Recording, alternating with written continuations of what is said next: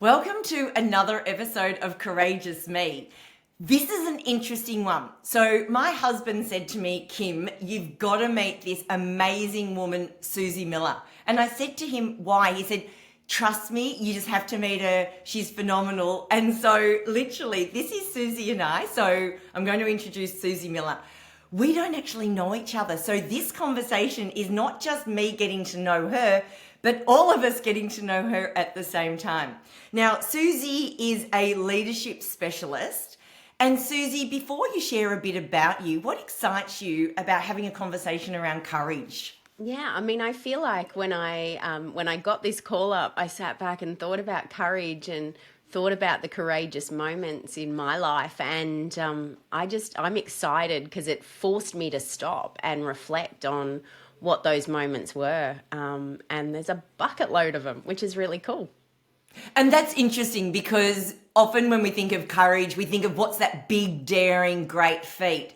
But in actual fact, courage sometimes is just some of the small things you do, some of those choices you make or decisions that, might be a little bit uncomfortable or out of left field. So it's a whole lot of different things, isn't it? So Absolutely. on that note, tell me, and can you share with everyone a bit about you and your background and why are we actually here today talking? What insights did he have around why you're so fabulous? Well, I was expecting there'd be some skeletons in the closet there.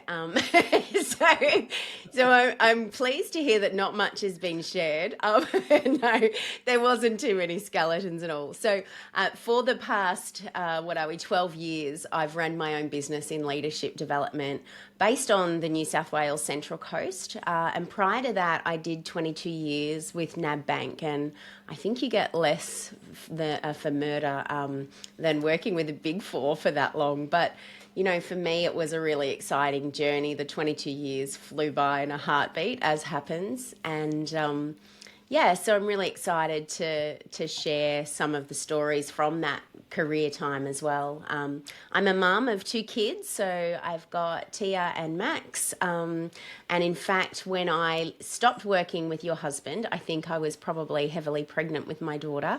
And so that was a time of life, one hell of a time of life. Been married to the same person for 30 years and he still likes me and I still like him. So that's pretty cool. Yeah. It's always a bonus when you like who you're married to, isn't it? Such a bonus, such a bonus. Yeah, yeah. Yeah. So So very cool. oh my gosh, I've got a million questions I want to ask you. So 22 years in NAB, 12 years in your own business. Yeah. How did you go and why did you go from, working in the corporate, 22 years, as you say, it is a long time, it is life, more than Yeah. prison, to working in your own business? What created that or what was the catalyst for moving from corporate to self-employed? Yeah, there's quite a few moments that I think led to that. So after I had my daughter, I returned to work. I think I felt like it was 6 months I had off, but I think in actual fact it was more like 3 weeks. I do remember breastfeeding and checking in on email and having phone calls about staff moves. So at the time I was in a regional executive role, which is when I worked with Tim, and I was leading teams at that stage. I think we were sitting at about 160 people with 20 odd different locations, so remote locations in the branch network. And when I went off on mat leave, coming back, first day back in the job was that there was a restructure that had occurred, and that we all needed to reapply for our jobs. And my husband had taken paternity leave for me to come back to work full time. I loved what I did. I loved the people that I worked for and with, but I knew that I'd been already in that area for around 3 years as the area manager, regional executive, and made the decision to make a change, and so pulled out the map of Australia, and it was either Darwin or it was the New South Wales Central Coast. We'd literally just finished a renovation and made the decision anyway to relocate, more because I'd grown up in the area that I was working with and that I was leading, and doing some of the disciplinary stuff, and the firing was getting harder and harder because some of these people, I'd had barbecues with in my early years, or had trained me as a teller. So that stuff was getting tricky. So anyway, relocated to the New South Wales Central Coast. Had my son a few years later, and so I was in a similar role, bigger footprint though, so 250 people and 25 outlets. And yeah, after I had my son, I felt that there was increased pressure for me to go full time, to stay full time. So I'd been full time pretty well the whole time, and that was because I was an achiever, and everybody was frustrated, going, "Come on, we want you back. When can you come back full time?" But some of the conversations, so I job shared for a little while and had a really progressive leader, and he moved on, and a not so progressive leader came along and was like, "What? She's job sharing? We didn't do those kinds of things in those times." And the pressure was on more and more for me to be full time, and the conversations were, when are you going to get serious about your career and go full time again? Because I'd stuck to my 2, 3, even 4 days. I was going to be flexible. And I just made the decision that, this is not what I anticipated my life as a mum would be. And everybody's different, but I felt like after, my daughter at that stage was 3 years old, and I'd missed out on a whole heap of that. And that time with my kids was really precious, and it was almost catch up time when she was a 3-year-old that I could invest that time in her, and as well as with my son Max. So yeah, so that was the decision at the time, was I needed to start to think about what my career looked like beyond NAB. And like I said, I was an achiever. I loved the organisation. I loved what we did. I loved the people that I worked with. But I was finding that it was going to be more and more challenging as we move forward. So yeah, so I upskilled myself. I always knew that I had a real passion for leadership. I'd worked with some amazing leaders and some not so amazing leaders in my time, and learned a lot equally from them both. And yeah, so it was a bit of a no-brainer that I would go into the leadership development side of things. So I did an executive coaching qualification, and found out that I was going to leave in 2011, and business cards were ordered, everything was set. So it was it wasn't a sudden thing when I exited. It was something that I'd thought about over time, and somebody that's a bit of a growth junkie, in that I like to continue to push myself. It was an obvious choice to then start up my own business. So. Oh, so many wonderful parts of that story. And I love that you were told, when you're going to get serious about your career. I mean, you've had 22 years there and you've just had young children. I love that comment. I was also in the corporate world for quite a long time at NAB, so certainly do understand that. And so when you did decide to start your own business, how did that feel? Like, coming from the corporate world to self-employment, knowing this myself, it is really, really, really different. How did it feel for you? And then when you did start, so you had your business cards and all, whole heap of enthusiasm, what really happened? How did that transition feel? Yeah, really interesting. It was, and you would understand, Kim, with that background, that previously as an individual, I had a title. I was sitting behind the red star. It was on my business cards, and in a sense it had become part of who I was. And, I started with NAB when I was 17 years old, so it was a massive part of my adult life. To make that change was really scary, but I knew that I just had to do it. And obviously we'd saved and all the rest of it, so it was a sensible, well thought through decision. But it was bloody scary sitting there, with my own cards, with my own name under me. And I'd had that feeling before. I remember when I led my first branch as a branch manager, and I was in my late 20s, and I remember sitting there one day looking out and going, this is all on me. All those people are dependent on me. And it was a similar feeling, but it was me dependent on me at that stage. So I didn't have anyone working for me or anything at that point.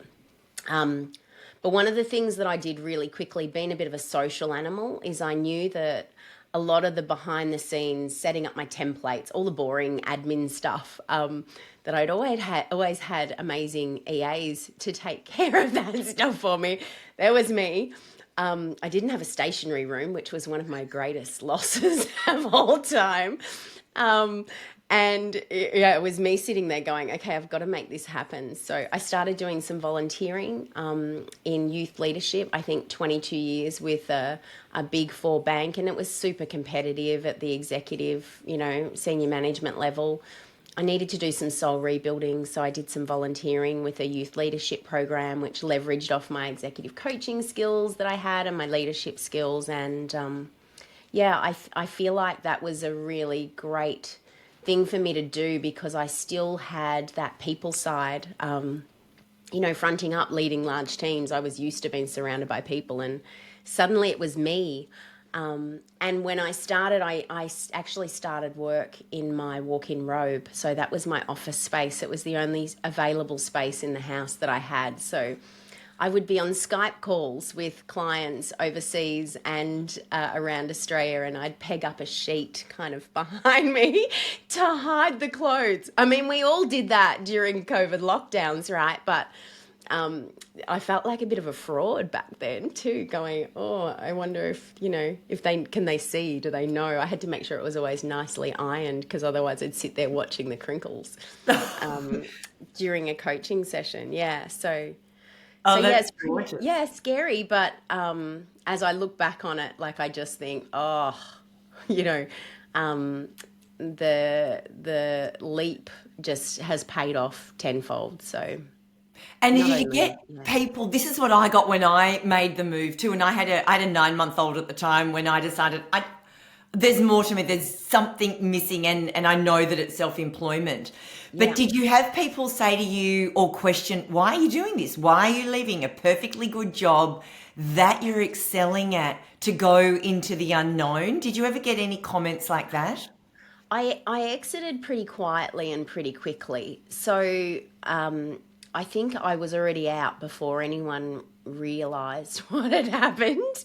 I mean, there was no fanfare. There was no, which is so, such a contrast to what I am and how I celebrate others. But I just exited quietly, and people were saying, you can always come back. We'll always have a job for you and all the rest, which was reassuring. But and there were times in those early days where Seek would pop up, in my feed, and I'd be like, oh, I better have a look and see what executive roles there are, or I think like from leading something that was so big and being involved in something that was so big to create something that was mine that felt micro was a big adjustment. And what do you think the biggest learning has been from, 22 years in corporate, now 12 years out on your own? What have been some of Yeah. the biggest learnings that you've had from this whole experience? Yeah, I mean, I feel like I still draw on those 22 years. Like I am really passionate about what I do and the theory behind what I do, but it's also about sharing the stories and the war stories and without getting hashtag me too, different call, but but even just some of those situations where I didn't lead myself well, or where I nearly burnt myself out as a leader, and sharing with my clients that I've been there, and that I've worked with narcissistic leaders too, and that I've worked my way through that, and that you will too. So I feel like there's just so many that I couldn't put one lesson. It's almost like my entire, and even now, now I can share client stories and client turnarounds and the programs that we run. I can ground based off my own experience. So it's not just I'm a leadership specialist because I did some study and that's it. It's a certificate on a wall. It's actually, years, 30 years of blood, sweat and tears and mistakes, things that I've totally stuffed up, and yeah. Okay, give us a war story or one of your bloopers where you've stuffed up. Just, let's make you really real. Oh, yeah, yeah. Oh, as if I wasn't already. Yeah, no, that's Yeah, right. so I mean, one of my favorite ones is when I first stepped into a senior leadership role. I was leading a team of 100 people, branch networks, but it was on a smaller scale, so not quite the geographic spread. And the person that I'd replaced had retired, so it was a gentleman. And honestly, most of the leaders that I had throughout my career with NAB were males. And so I found myself as a young woman in her mid to late 20s trying to lead like he did, because I'd actually reported to him at one point too. And so I knew how he led, and I came in and was leading like a 65-year-old man. Which is, it sounds so ridiculous, but I just really didn't know who I was as a leader. Like, what did I want to represent? What did I want to stand for? What was my style going to be? What did I want to be known for? So I hadn't done any of that kind of leadership brand stuff. I just fell into it and started leading like my boss had done and their old boss had done. And what I found happen really quickly was my team were looking at me like, "What is this?" Who does she think she is, was the pretty typical response. And majority of the client of the employees were female, so there was 10% male. And so these women, who most of were older than me, were now reporting to me, and it actually tried to take me out of the game, which happens, right? It happens. Um, and and I take ownership for that, because I, like, of where I was in my leadership journey. I just was immature, I think, in that I hadn't thought that stuff through in terms of who I wanted to be as a leader. And so yeah, they went to my boss, and they brought the union in, and they did all sorts of really quite militant things. And I found my husband came home from work one day and found me sitting on the kitchen floor with a bottle of Zambuca in my hand, black too, like.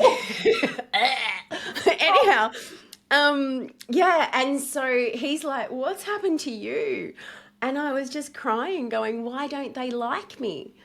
Um, and it was just such a childlike response, but yeah, it was a real moment for me where I sat back, because I was strong as a leader. There was, the superwoman cape was flying high, and there I was, being absolutely decimated by this kryptonite. But that need to be liked, I think, really came out in that moment. And anyway, dusted myself off, got myself off the floor, stepped away from the Zambuca, never went back.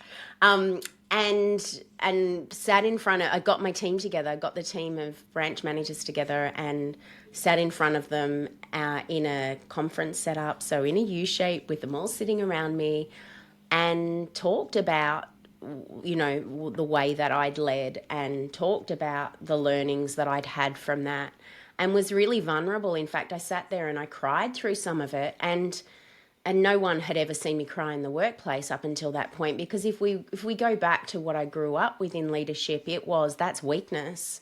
That level of vulnerability is absolute weakness and should be frowned upon. Whereas here I was, this young woman, crying in front of the team, and they got to see the impact that their behavior, and there was some quite nasty stuff that had gone on within it, but they got to see the impact of the behavior, and I got to share it. And the relationship with that team went next level in terms of where we turned that around to. In fact, I was still working with a lot of them when I left Victoria to move to New South Wales, all those years later. And they were my biggest supporters and my biggest advocates. So, yeah, there's my warts and all story. The old Zambuca stories come out of the closet today. Oh, I love it when we get to on the floor with the bottle of Oh, Zambuca yeah. kind You of know we're story. getting real, Kim. You said you Oh, wanted to get real, and here I we said are. I wanted real. Can you still drink black Zambuca?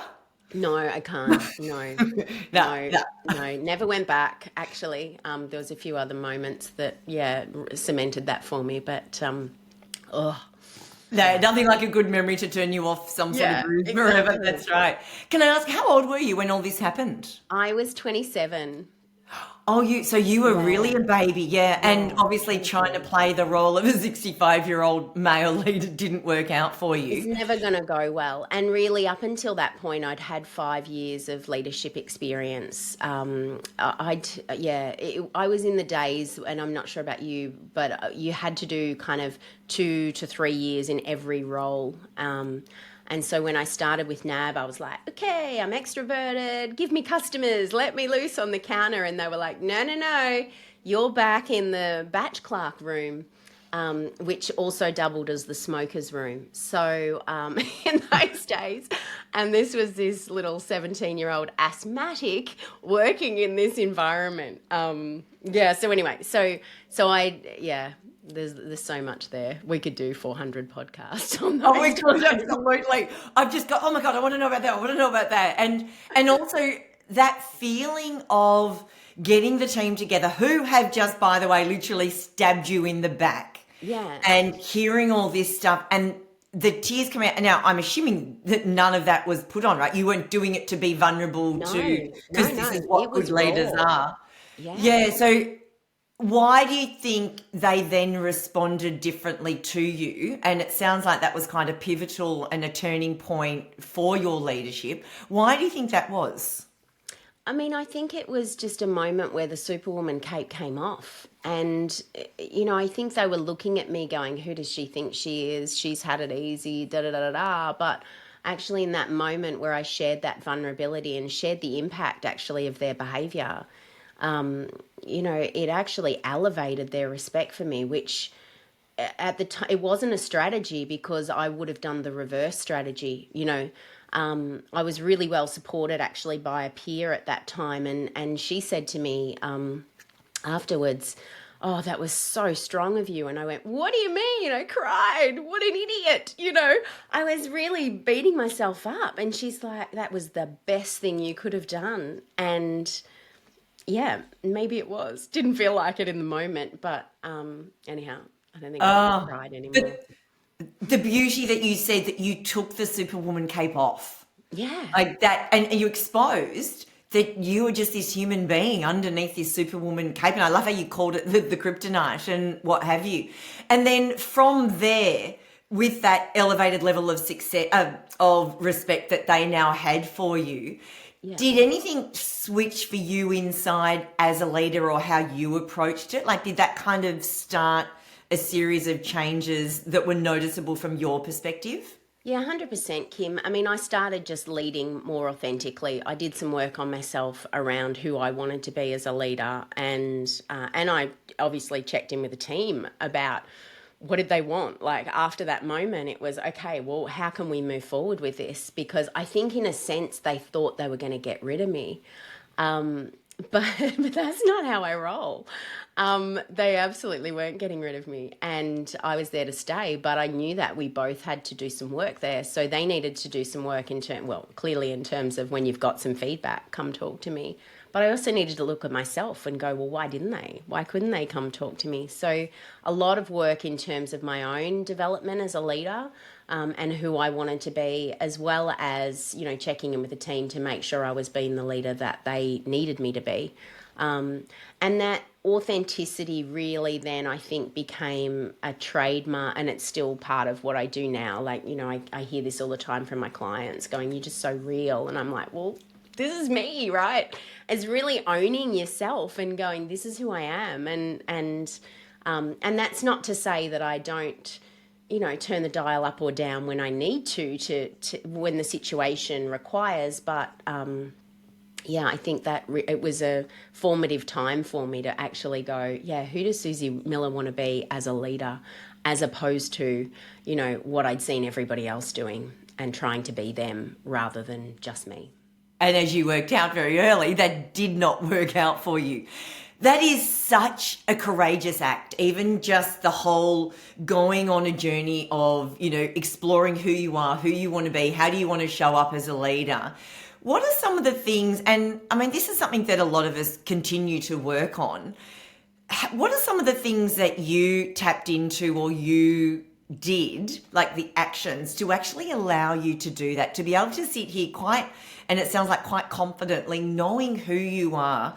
But what are the things you actually did to help you do that and get to this point? Yeah, so great mentors is a key part of that, and sponsors. And to be honest, in those days, becoming a senior manager 10 years after you started with NAB was unheard of, let alone for a woman to do that.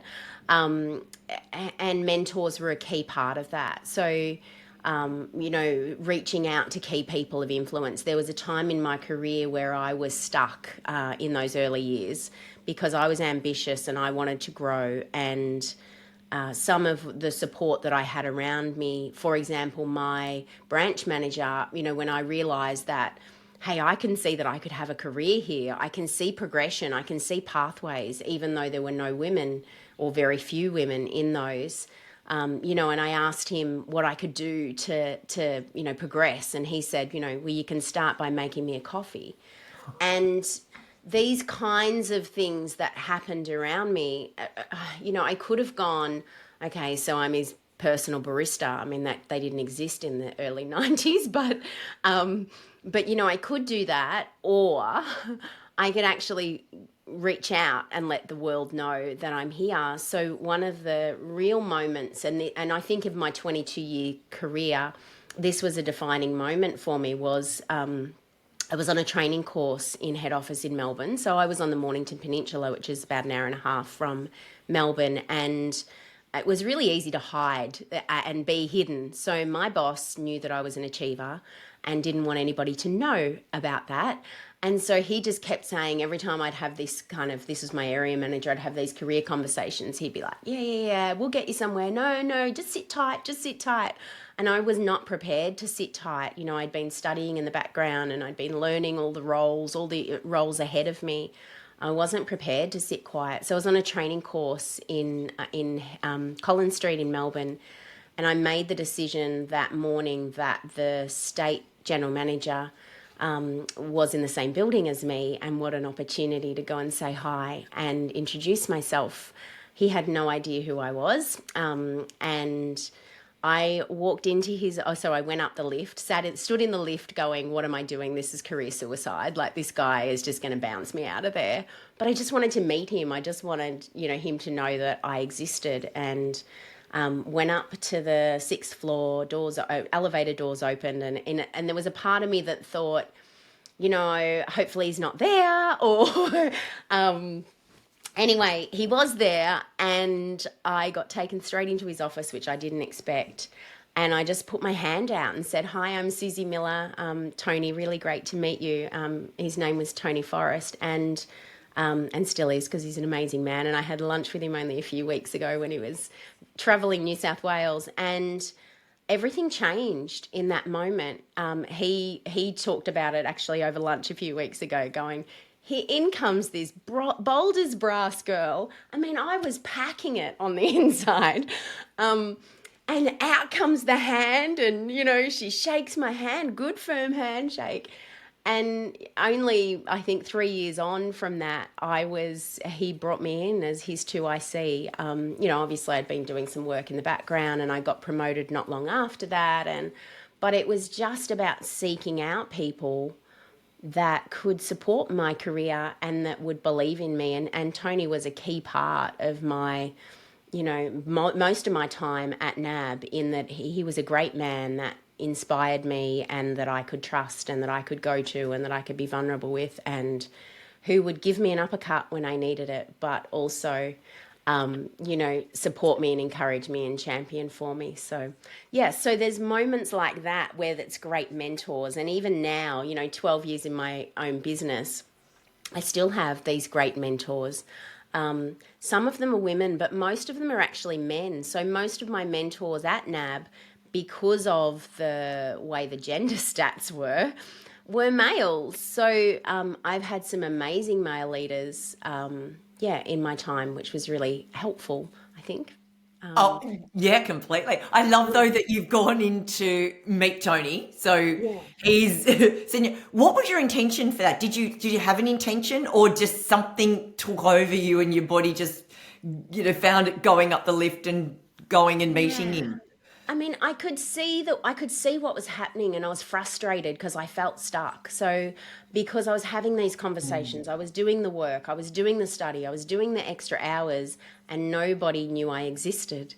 And so I needed to let them know that I existed. Like, I think I applied for a management role and I hadn't even done the two steps before that, but it was also a way of saying, "Hey, I'm here." And people laughed. Like, the recruitment part of the business rang me laughing, going, "Oh, we've just got your application," and they're like, "You don't, you're not qualified enough for this. You haven't done the hours or the years that you need to." And I said, "Well, I looked at the criteria and felt like I could do it, and I might not know it, but I can learn it."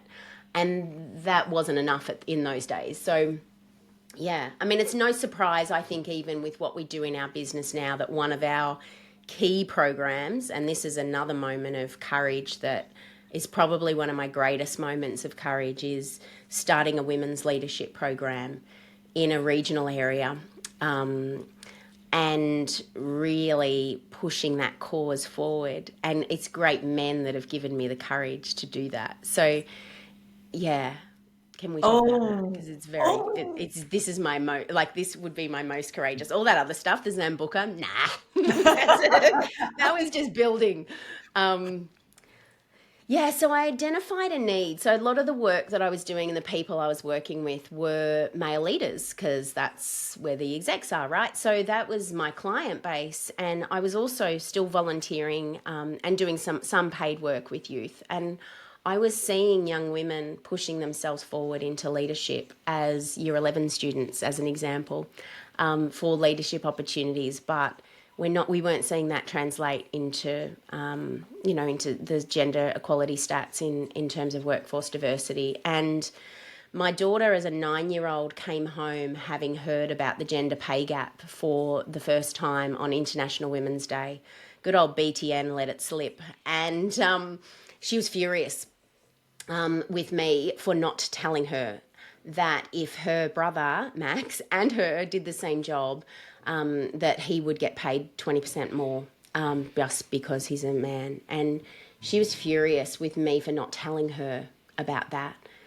And I'd held it from her because I wanted her to believe in her limitless potential. And in that moment where you hear that if a male does the same job as you, they're going to get paid 20% more, let alone your brother. I mean, sibling rivalry is real.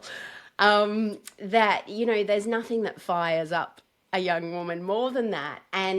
But I didn't want her to think that she was worth less in spite of those stats. So, yeah, she said to me, "You have to fix this, Mum." And I said, "Babe, I can't fix like the gender pay gap. Like, would love to, but what can I do?" And she said, "You can. You build leadership. You build confidence in people. So you can do that with women." And I had a kind of a bit of a laugh, and I reckon overnight I started to mull over it and went, "You know what? I think she's right. I think I could do something about this." So in 2016, I left doing youth work and decided to focus on, and look, that was an overdone passion project, let's face it. It wasn't in the business plan to do, youth work at that level, but I was just loving what I was getting back from working with these amazing young leaders. Yeah, so we started to, develop and road test sort of the concept in the local business community, both on the Central Coast and in Newcastle. And very senior men in the business community, when I asked them what they thought of my idea of creating a women's leadership program, including mentoring in a regional area, they said, "We don't need it. We do pretty good." And I said, "What do you mean we do pretty good?" Like, literally, I go to the Chamber of Commerce meetings, and the only people that I see there that are female are the women that are there because the boss has got golf that day. And so, the EA's been sent along or whatever. And, there was the odd, businesswoman around, but it was predominantly men. And I'd done some research and found that anecdotally, 1 in 6 senior leadership positions was filled by a woman in the region. And when he said to me, I gave him that stat. I said, "So you think it's pretty good?" And he said, "Yeah." I said, 1 in 6? And he goes, yeah, that's pretty good, isn't it?" I mean, the fact that 1 in 4 was, in the cities is still not good. But that really ticked me off that he thought that was okay, and that was good enough. And in a sense, I had that moment of, yeah, maybe I shouldn't do this because this is what I'm going to be up against. And then I had that other switch and said, this is exactly why I need to do this. And when we fast forward now, we did our first pilot in 2017. We have male mentors in our program, and that got a bit of flack initially. Women were saying, what do we need male mentors for? This is a women's problem. This is a society problem, not a women's problem. And the way that we go about it, and I think this comes from my background of, male mentors being such a feature in my career, is that it is about working together on this as being a human problem, not a women's problem, and that great men need to be part of those conversations. And so we have male mentors in our programs. And as we fast forward, what are we, 6 years on, we've just finished our 11th program. We've had 250 women go through our program. We've had women that have achieved things that they never thought possible in terms of their own career.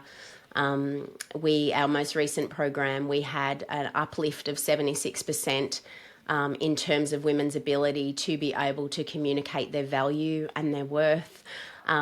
Their confidence increasing by 66% to be able to speak up in meetings or speak up for what they want, and an increasing confidence of leadership of around 50% as a result of what we do. And that just has a massive flow-on effect. Like, that's not just that individual.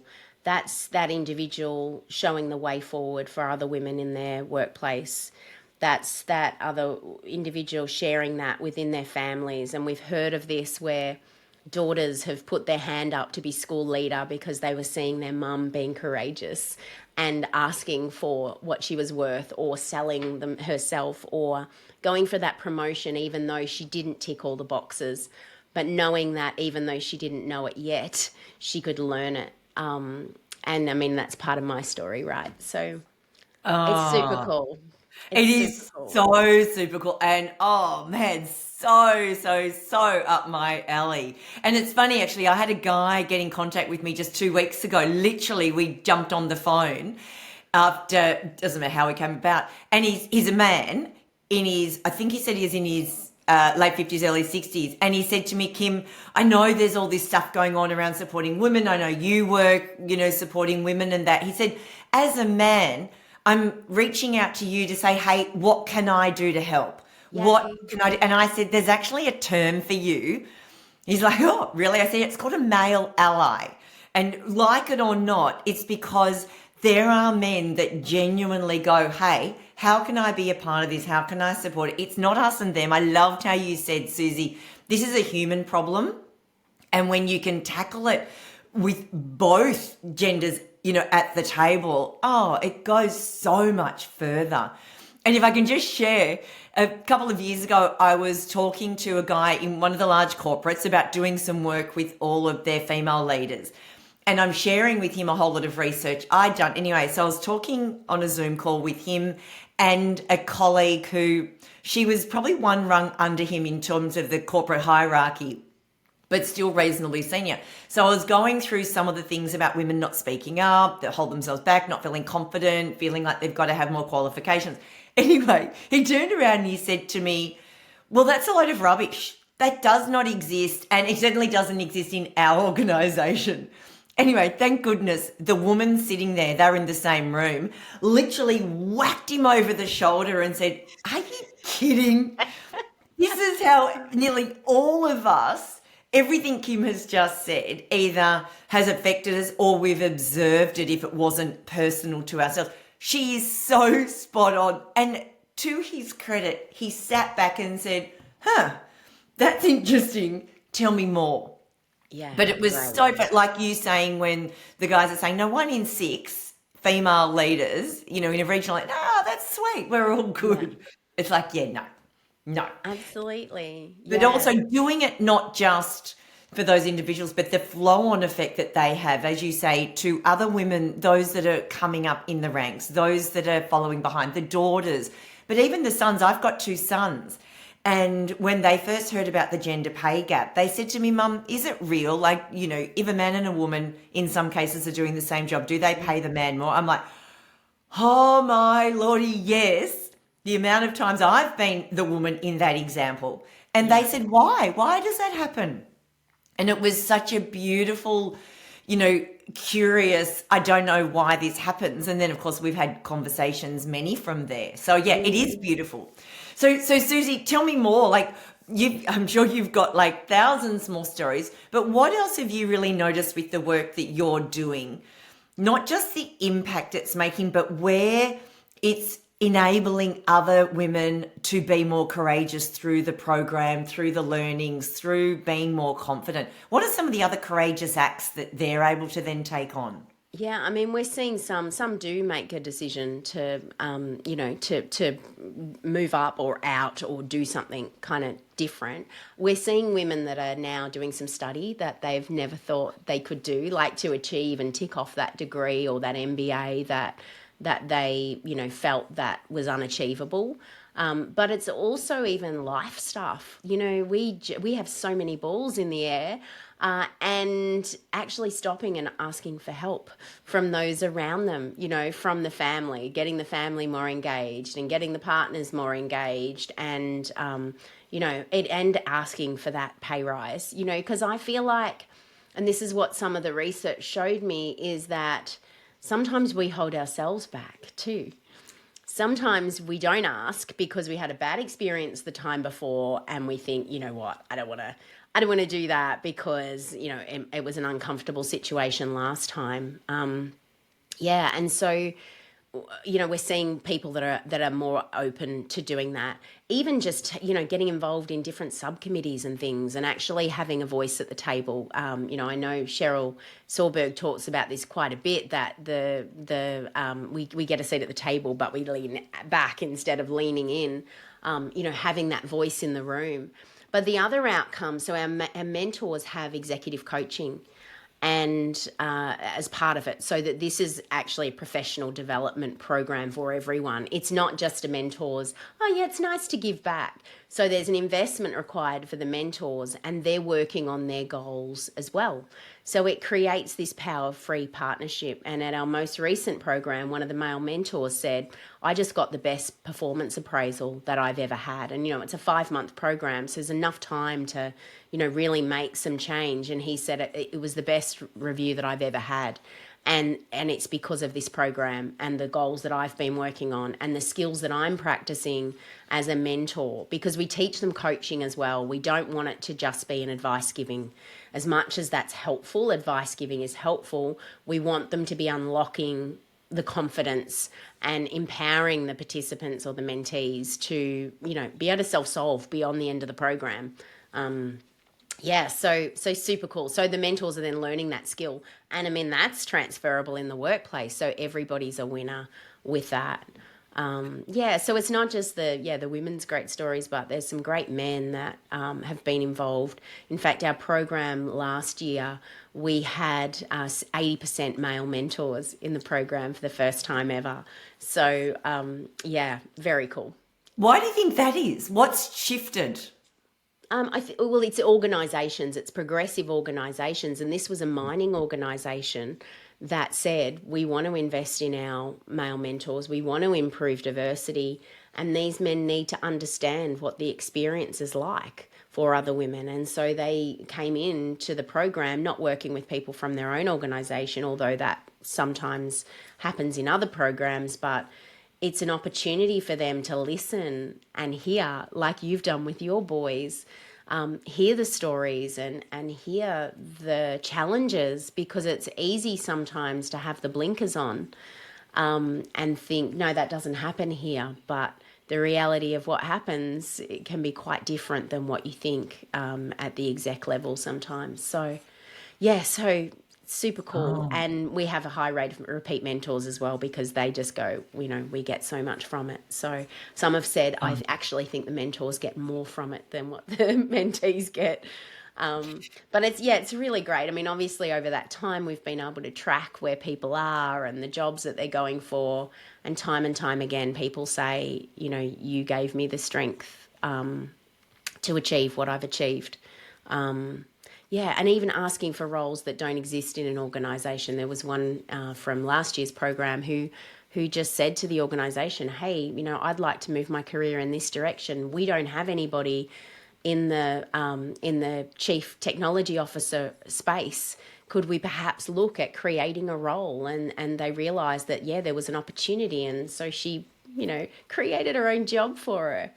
And really for me, like, they're the moments that when I get scared, because I still get scared, when I get scared, I use the strength of those other women that are watching me. You know, and because I'm not immune from people think, oh, doing what you do, you know, you must be unstoppable. Well, I'm not immune from imposter syndrome. I have moments where I'm about to get up, and it happened to me last week. I was getting up to talk in front of a room full of lawyers, and I'm like, wow, these people are so smart. They're way smarter than me. What do they want to hear from me for? But it's literally, I've got to give myself that uppercut that says, what are you talking about? You deserve to be in this room. And I use the strength of all of those women and all of those mentors, male mentors, and everybody that's gone before me to really, push myself. And I channel my grandma a bit, which not in a like Ouija board kind of, you know, medium way. But I think, what would my grandma say about me feeling uncomfortable putting together this proposal where I'm asking for, you know, a reasonable amount of money for the work that I do? What would she say if I told her, I feel a bit uncomfortable about asking for that? And she'd be like, what? You go, girl, the opportunities you've got, you know. She would just be totally giving me a slap if she knew that I was nervous in those moments. So, Go, grandma. What's grandma's name? Dorothy. She's passed on now, but she's still absolutely the one on the shoulder that's championing for me when I get nervous and when I get scared. Something about grandmas isn't I say, again, not Ouija board stuff, but I say my grandma's one of my guardian angels. Yeah. And I'll often, if I'm doing same thing, you know, pushing myself and feeling all those feels, you know, what would she do? What would she say? And I'll often, you know, do my own little Nana, you know, I call her Nana, not grandma. Yeah. You know, what would you say about this? And same thing. It's always, you can do anything you want. You go for it. You know, this is not going to scare you. You've done bigger things than this before. So yeah, go grandma, go. I love I'm not alone in channeling grandma. I said it to my cousin recently. She rang me and she was, you know, negotiating a new salary for a new job. And she was like, oh, I don't think I'll go in too high. And I'm like, are you kidding me? What would grandma say? And she was like, oh, yeah, you're right. Like that. And that really had an impact because it was like she knew who I was talking about and she was fierce. Oh, that's so good. Oh my goodness. Oh my goodness. You just earlier on in one of your stories, you were talking about, because you'd come from corporate, that you were doing the youth work because it was soul building. What else do you do? Because you're right, you're not immune from, you know, that fear and the imposter syndrome and all the things that we all face throughout our lives. But obviously you don't let it hold you back anymore. But what other things do you do to really nourish your soul? Yeah, so for me, it's being around people like my besties, my friends that are my family, and I feel like that's like having those social outlets, having those professional outlets as well. So, you know, I'm not somebody that's threatened by other people, and this is something that I think women tend to do, and certainly in my 22 years with NAB, it was other women that would tear me down more than any man would, because they're threatened. So I leverage off my networks, and some of who do the same thing as what I do, but I know that there's a place for all of us. So there's that. I take care of myself in terms of physical health and being active. So you know, it's kind of a 5-day exercise regime. No, I'm no athlete. Let's be honest. Just clicked over 50 this year, and know though that for me to do what I do, I have to look after myself and I have to be healthy, and I've got great support around me. So my husband My 30-year-old bestie, not that he's 30, that'd be nice, but anyway, no, it wouldn't really. Oh, I hope he doesn't watch this back. Um, Nah, whatever. Yeah. Yeah, so, great support around me from not just my husband, but from my kids as well. They're great humans that I love hanging out with. And yeah, I think it's all of that stuff, lots of kind of reading, lots of listening, lots of checking what others are doing and what can I learn from that, not in a, threatened kind of way, but in a, what can I take from them and what can I give to them? How can I support them? And yeah, I still dabble a little bit in the volunteering space. So I'm on a couple of boards and I like to give back to my community where I can. Yeah, sometimes it's doing leadership stuff and sometimes it's just doing completely different stuff like community building and yeah, it's cool. So cool. And you're so right. Like often it is women that can tear each other down. And 3 examples of women I know through different channels in the last couple of weeks have all shared examples where they've done something and it's been an achievement or won an award or something. And it's been the other women that have almost, ignored it or not acknowledged it, let alone actually celebrated it. And it's so disappointing. And like you, same, like you and I do cross over it to a certain degree, but if I can do anything to help you get as many women participating in your leadership program, there's enough for all of us. Absolutely. Like helping each other out. It's so much more fun and rewarding. Yeah. And I absolutely, literally, Suzy, I could talk to you all day. But in the sake of time, what's your next courageous move? So you've done a bucket load of stuff that we haven't even touched on. But what's your next big courageous move? Yeah, so a couple of things. So we're going to move our women's leadership program online because at the moment we're restricted in terms of the geographics. And so we're going to move it online. We're also seeing, as much as we design that to be for regional women, what we're seeing is actually people from Sydney. We had 2 or 3 in this year's program give me a call and say, hey, I saw it was regional, but I'm willing to travel, can I come? And then that adds to the communities in which we work as well, where we've got people coming from outside the region to stay overnight for our workshops and things. So that's really cool, but we just want to do more. We want to support more women. And so programs online, I mean, we know everyone's doing it and we've been doing it in various forms for years, because it's not just, we run other leadership programs, not just women's leadership programs. It's kind of probably 30% of what we do. But yeah, so getting that program, up and running and out to as many people as we can so that we can increase that ripple effect that we have. But also the podcast, which we did briefly talk about at the beginning when you said, have you been on a podcast before?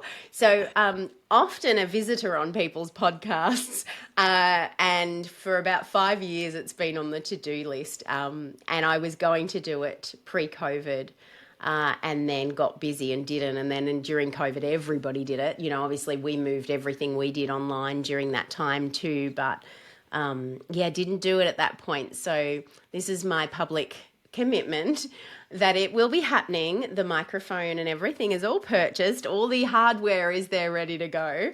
All it needs to happen now is me making that happen. So thank you, Kim, for the accountability there. And anyone listening, Suzy is launching a podcast. What do you have a name for it? Oh, look, there's a few names that we've been throwing around. So initially it was going to be Boundary Slayers, which is all about people, pushing through the challenges and the adversities. And there's a lot of that. I mean, obviously yours is another great one that's a similar kind of theme. I think we'll go down the leadership pathway, given that's what we do. So it's probably going to be kind of the leadership lessons sort of theme. But I'll let you know as soon as it's launched and up and running. Please do. I'll be so, because like I said to you before we started recording, this podcast seriously has got to be the most delightful, enjoyable, rewarding thing I think I've ever done. Well, in a long time anyway. And I just get a hoot because I get to have conversations with people like you. And had I not been doing this, our paths might have crossed, but they hadn't to date. So if that forced this to happen, oh man, bring it on. Absolutely love it. Very, very cool. And Suzy, somebody wants to find out a bit more about you, your programs. Where should they head? Yeah. Head to our website. So it's Suzy, Suzy Miller, Miller.com.au. That's our best place. The same. That's our socials handles as well. So Facey and Insta are SuzyMiller.com.au. And of course, LinkedIn. Gee, there's a lot that happens on LinkedIn, isn't there? So look me up on LinkedIn. Just reach out. Like my team obviously support me in getting back to people, but I love hearing from people that, have got issues or challenges or queries or whatever. Reach out, use but don't abuse. Absolutely. And it sounds like getting in contact with Suzy is going to be fun. She's real, she's human, and she's awesome with a big splash of courage thrown in there. Suzy, thank you so much. And we will put all the details of how people can get in contact with you. And just thank you. This has been delightful. I'm going to need to get to know you better offline because we've only just scratched that teeny tiny surface. Brilliant. Thanks a Thanks, million. Kim. Cheers.